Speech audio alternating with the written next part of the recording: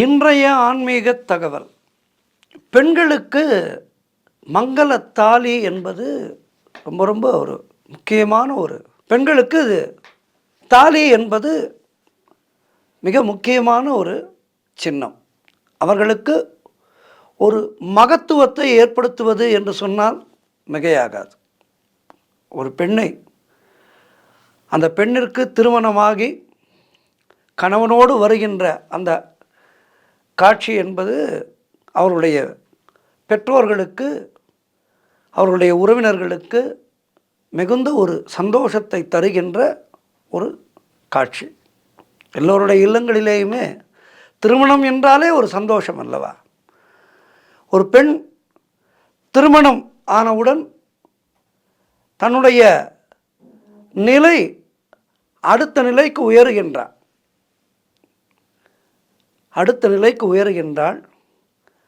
தாய்மை அடையும் போது இன்னும் ஒரு படி மேலே போய் எல்லோராலும் மதிக்கக்கூடிய ஒரு நிலையை அடைகின்றாள். இப்படி பெண் என்பவள் தன்னுடைய வாழ்க்கையிலே அந்தந்த காலகட்டத்திலே அந்தந்த விஷயங்கள் நடக்கும்போது அவளுடைய மனமானது சந்தோஷப்படுகின்றது. நம்முடைய சனாதன இந்து தர்மத்திலே பெண் என்பவளை சக்தியாக வழிபடுகின்றோம். சக்தி இல்லையேல் சிவம் இல்லை என்று தான் சொல்கின்றார்கள். கடவுளே சக்தி இல்லை என்றால் சிவபெருமானால் செயல்பட முடியாது.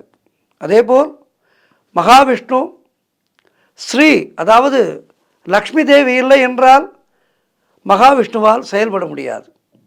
அதேபோல் பிரம்மதேவருக்கு அவருடைய பத்தினி கலைவாணி இல்லை என்றால் பிரம்மதேவரால் படைப்பு தொழிலை செய்ய முடியாது. இப்படி தெய்வங்களுக்கே இந்த நிலைமை. அப்படி இருக்கும்போது சாதாரணமான மனிதர்கள் நாம் எந்த மூலைக்கு? ஆகவே பெண் என்பவள் ஒரு ஆணை சரியாக வழிநடத்தி செல்கின்ற ஒரு சாரதி. எவன் ஒருவனுக்கு நல்ல குணவதியான மனைவி அமைந்து விடுகின்றாலோ அவன் மிகப்பெரிய வெற்றிகளை வாழ்விலே பெறுவான் என்பது உறுதி. பெண்களுக்கு இந்த மங்கள தாலி இருக்கின்றதல்லவா, இந்த தாலி, அதனை எப்போதெல்லாம் மாற்றிக்கொள்ள வேண்டும்? இந்த தாலியினுடைய மகத்துவம் பற்றித்தான் இன்றைய ஆன்மீக தகவலிலே நாம் பார்க்க இருக்கின்றோம். தாலி என்பதை இப்போதெல்லாம் தங்கத்திலேயே செய்து போட்டுக்கொள்கின்றார்கள். ஆனால் தாலி என்பது மஞ்சள் கயிற்றினேல் தான் இருக்க வேண்டும். அதுதான் சாஸ்திரம் சொல்கின்ற வழி. மாங்கல்ய சரடு என்றுதான் அதற்கு பெயரே. ஆகவே திருமாங்கல்யம் கோர்த்த மஞ்சள் சரடிலே தான் மாங்கல்யத்தை கட்டிக்கொள்ள வேண்டும். தங்கத்திலே மற்றதை போட்டுக்கொள்ளுங்கள், நெக்லஸ் போட்டுக்கொள்ளுங்கள், தங்கத்திலே செயின் போட்டுக்கொள்ளுங்கள், எல்லாம் போட்டுக்கொள்ளுங்கள். ஆனால் தாலி என்பது நம்முடைய தர்மம் சொல்வது என்னவென்றால் மஞ்சள் கயிற்றிலே தான் இருக்க வேண்டும். அதேபோல் தாலியிலே அழுக்கு சேரவிடக்கூடாது. அழுக்கு சேர்ந்து நிறம் மாறிவிட்டால் வறுமை அதிகமாகும் என்று சொல்கின்றது சாஸ்திரம். ஆகவே மஞ்சள் கயிறானது சற்று நிறம் மாறும்போதே உடனடியாக ஒரு நாள் பார்த்து மஞ்சள் கயிறை மாற்றிக்கொள்ள வேண்டும். மாங்கல்யம் பழுதாகி புது மாங்கல்யம் அணிந்தால் அதனை திங்கள், செவ்வாய், வியாழன், வெள்ளி இந்த 4 நாட்களிலே மாற்றிக்கொள்ளலாம். அதாவது மாங்கல்யத்தில் ஏதேனும் சிறு பின்னம் ஏற்பட்டு விட்டது, மாற்றிக்கொள்ள வேண்டும் என்றால் இந்த நாட்களிலே திங்கள், செவ்வாய், வியாழன், வெள்ளிக்கிழமைகளிலே மாற்றிக்கொள்ளலாம். அதேபோல் சாப்பிடும் முன்பு ஏதேனும் கோவிலுக்கு சென்று நடைபாதையிலே அமராமல் ஒரு ஓரமாக கிழக்கு நோக்கி அமர்ந்து தாலிச்சரடை மாற்றிக்கொள்ள வேண்டும். அதேபோல் மாங்கல்ய கயிற்றிலே இரும்பு சேரக்கூடாது. அதாவது பெண்கள் எல்லோரும் இந்த பின்னை, சேஃப்டி பின்னை அதிலே மாட்டிக்கொள்கிறார்கள், செய்யக்கூடாது.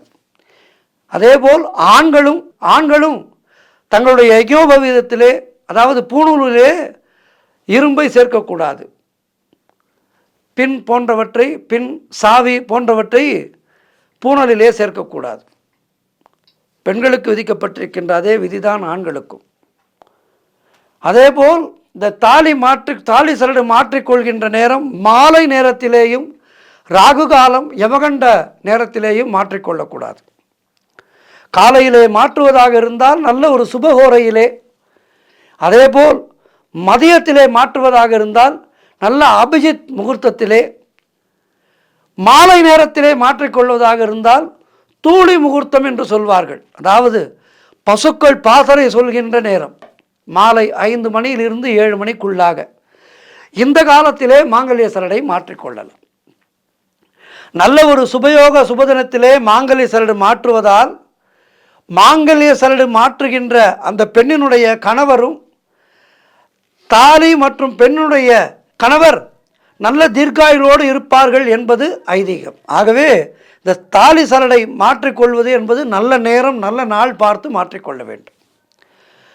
நல்ல ஒரு அமிர்த யோகம், சித்த யோகம் உள்ள சுப தினத்திலே, மேல்நோக்கு நாள் அமைந்துள்ள சுபமுகூர்த்த நாளிலே, சுபகோரையிலே திருமாங்கல்ய சரடை மாற்றிக்கொள்வது உத்தமம். மாங்கல்ய சரடு வருடத்திற்கு 2 முறையாவது மாற்றிக்கொள்ள வேண்டும். அதாவது நான் முன்பே சொன்னேன் அல்லவா, அழுக்கு சேரக்கூடாது. அழுக்கு சேர்ந்தால், தாலியிலே அழுக்கு சேர்ந்தால் வீட்டிலே வறுமை சேரும். எனவே நல்ல நாளிலே பார்த்து மாற்றிக்கொண்டு விட வேண்டும், அழுக்கு சேராமல். அதேபோல் ஆடி வெள்ளிக்கிழமை, தை வெள்ளிக்கிழமை, மாசி இந்த மாதங்களிலே மாற்றிக்கொள்ள வேண்டும். மாசி மாதத்திலே திருமங்கல்ய சரடு மாற்றுவது என்பது மிகுந்த ஒரு உத்தமமான காலமாகும்.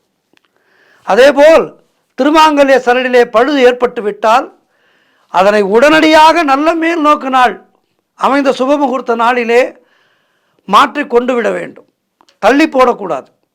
பின்னமான தாலியையோ அல்லது அருந்த தாலியையோ பெண்கள் கட்டிக்கொண்டு இருக்கக்கூடாது, உடனடியாக மாற்றிக்கொண்டு விட வேண்டும். சரி, நாள் நன்றாக இல்லை, தாலி அருந்து விட்டது, அப்போது என்ன செய்யலாம்? உடனடியாக ஆலயத்துக்கு சென்று அம்பாள் சன்னதி முன்னாக நின்று உங்களுடைய தாலி சரடை மாற்றிக்கொண்டு விட வேண்டும். தாலி இல்லாமல் பெண்கள் இருக்கக்கூடாது. ஒரு திருமணமான பெண் தாலி இல்லாமல் எந்த ஒரு நாளும் இருக்கக்கூடாது, எந்த ஒரு நிமிடம் கணம் கூட இருக்கக்கூடாது அழுக்கு கயிற்றிலே. எனவே உங்களுடைய தாலி கயிற்றை அவ்வப்போது மாற்றிக்கொள்ள வேண்டும். மஞ்சள் கயிற்றிலே எல்லா விதமான தேவதைகளும் குடியிருக்கின்றார்கள். ஒரு திருமணமான பெண்ணிற்கு அஷ்ட ஐஸ்வர்யங்களும் சேர வேண்டும், எல்லா தேவதைகளுடைய அருளும் கிடைக்க வேண்டும், அவள் வாழ்விலே உயர்ந்து இருக்க வேண்டும் என்பதற்காகத்தான் மஞ்சள் தாலியிலே திருமாங்கல்யத்தை கட்டுகின்றார்கள். ஆகவே இந்த தாலியை அழுக்கு சேராமல் பார்த்து கொண்டு, அழுக்காகிவிட்டால் உடனடியாக மாற்றிக்கொண்டு எல்லோரும் தீர்க்க சுமங்கலி யோகத்தோடு வாழ வேண்டும் என்று இந்த வேளையிலே பிரார்த்தித்துக் கொள்கின்றேன். இல்லத்திலே திருமணத்துக்காக காத்திருக்கின்ற பெண்களுக்கு உடனடியாக வரன் அமைந்து திருமணம் நடைபெற வேண்டும் என்று பிரார்த்தித்துக் கொள்கின்றேன். நன்றி, வணக்கம்.